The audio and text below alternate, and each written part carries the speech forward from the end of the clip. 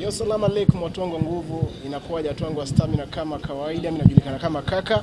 Na niko hapa na wana Kenya online media ambao wameweza kufika katika event ya siku ya leo ili tuweze kujua inakuwaje. Na hivi leo mbele ya kamera niko na mshikaji wa nguvu ambaye kama wewe umekuwa ni Mkenya halisi basi utakuwa umemwona kwenye mitandao ya kijamii, utakuwa umemwona kwenye mainstream media na pale amekuwa akitesa sana kwenye mitandao ya kijamii.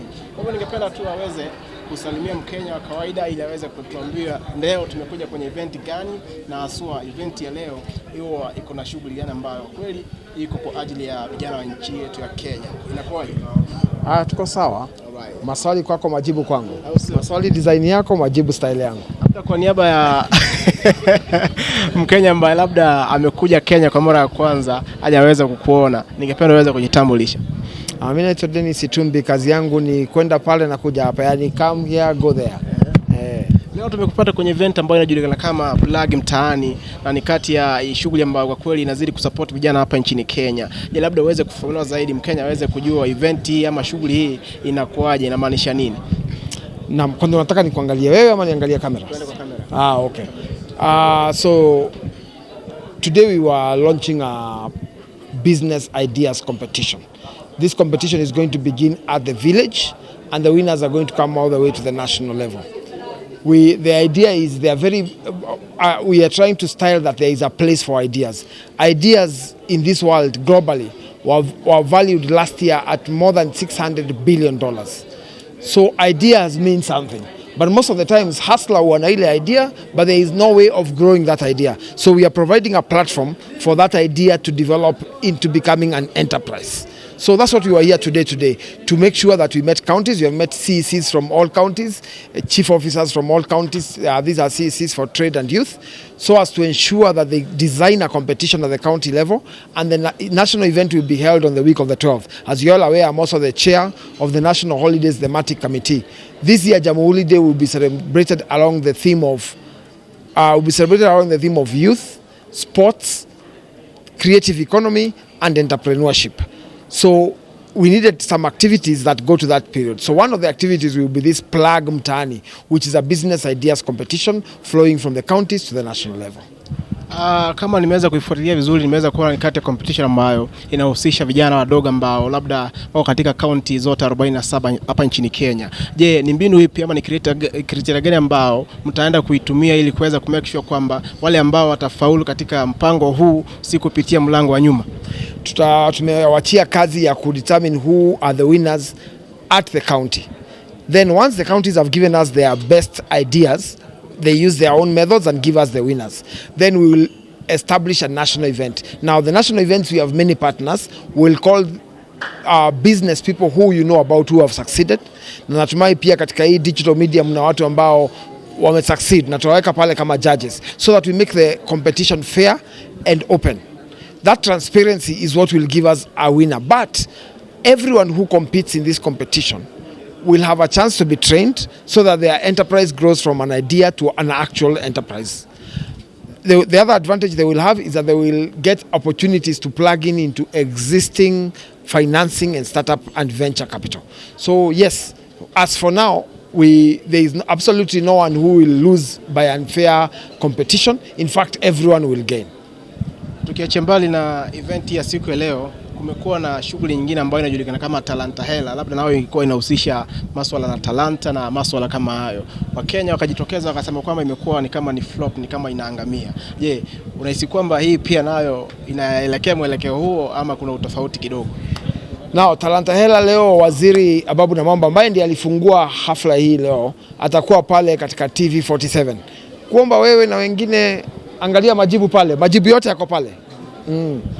Before I know you wewe ni kiongozi saizi, tunashukuru for that. There are things we know as Kenyans that every initiative yenye inaanza kuna ile ukora inakwanga huko, and people tend to lose trust with these public events.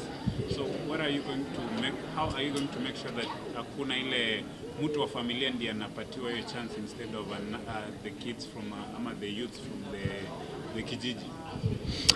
Okay, two things there, my friend. Yes, I agree there is a deficiency of trust on public bodies. That is why hapa unaona kuna private sector na private sector, ile ambayo inaitwa public private partnership. Kwa hivyo basi bila shaka, kwa hivyo ile trust tumeingrain katika ile partnership.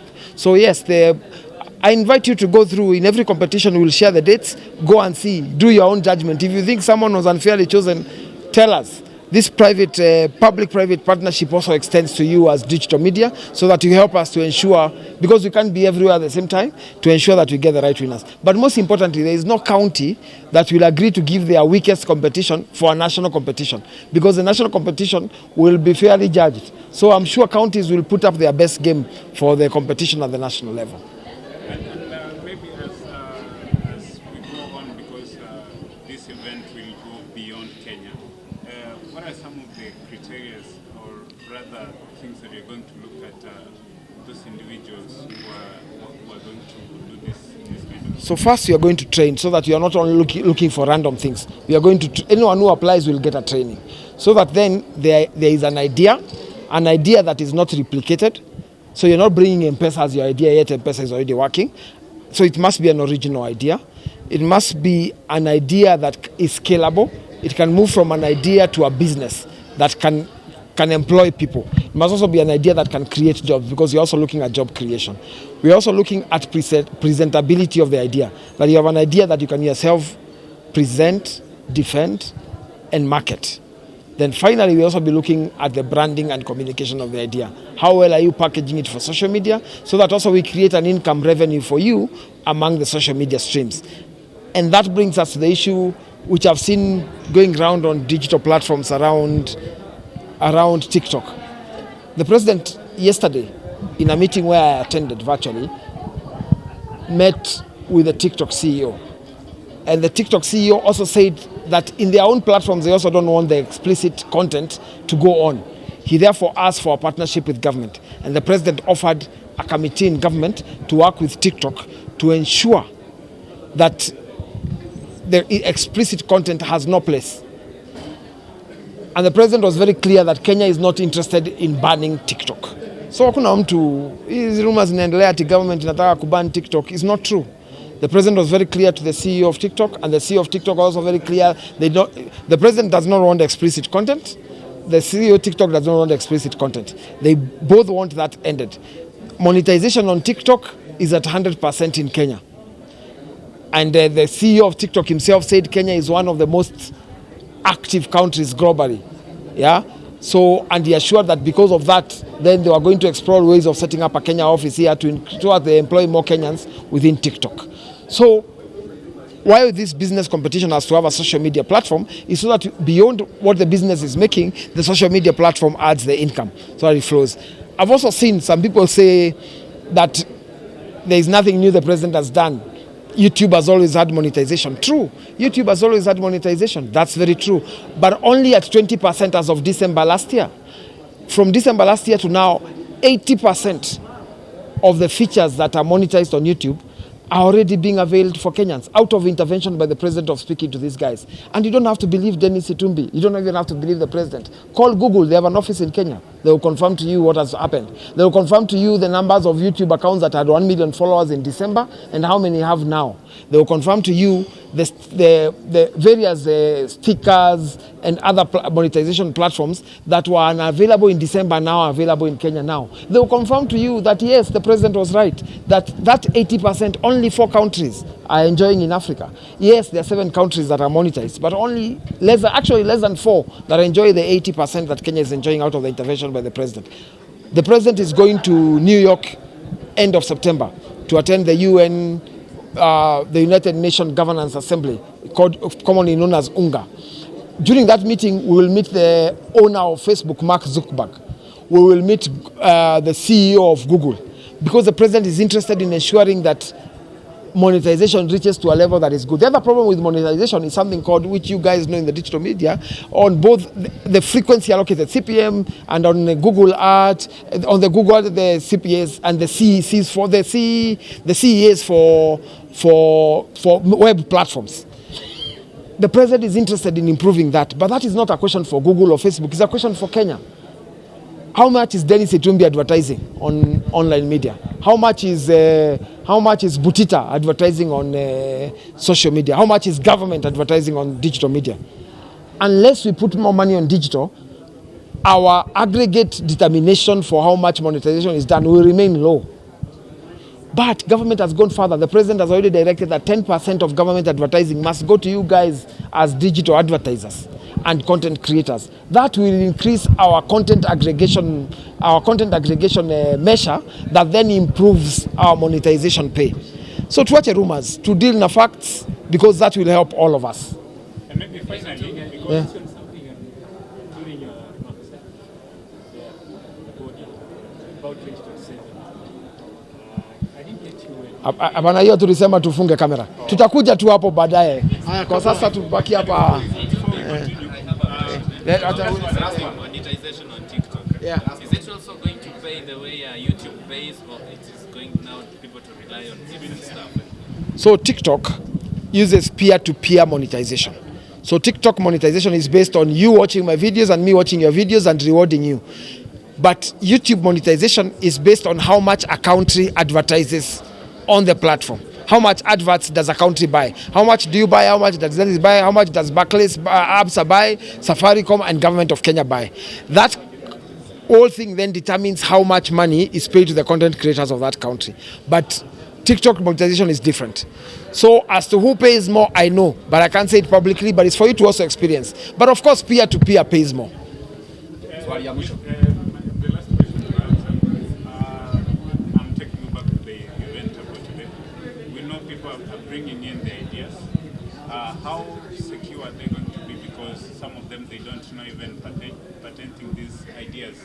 And how are you going to make sure that the idea remains with them so that they can go improve it and come back and present it to you next time? There's an organization called KIPI, and they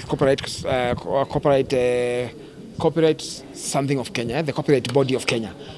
The two organizations have been invited to go with us in this journey, so that one, you don't have replicated ideas or stolen ideas, and two, that the original ideas are protected at the start. Before presentation, there will be a registration by KIPI, so that the person presenting is already has a patent. We'll make patenting easier across this competition. Are they going to pay for the patenting, or? The normal processes of patenting will be applied. As to whether we need to help them during that process, for the people who cannot afford, we will work with county governments to ensure, and our partners to ensure that is done. Bwana, tukimalizia kabisa, tunashukuru sana kwa muda wako. Nina swali ambalo kwa kweli umekuwa kwa government ambayo ilipita na uko kwa government ambayo iko kwa sasa. Je, unahisi kwamba kwa 10% government ambayo ilipita wakati kama huu kuna mahali ilifikia kwa 10%, je, unapea ile ya kwanza 10% ngapi na hii? Sasa kutoka tarehe 13, when the president lifted the Bible to say he's president, the 1 year in office, we have a good plan for you. Na natumai kwamba nyinyi mko katika kikundi, we have a plan ndio tuweze kuelezea hiyo story. Na sio mimi, ni kuletee waziri wa kila sekta aweze kuelezea nini kimefanyika. As to the comparison to the former government, there can never be a comparison. Kwa nini? There can never be one. Thank you very much and God bless you. Yeah. I'm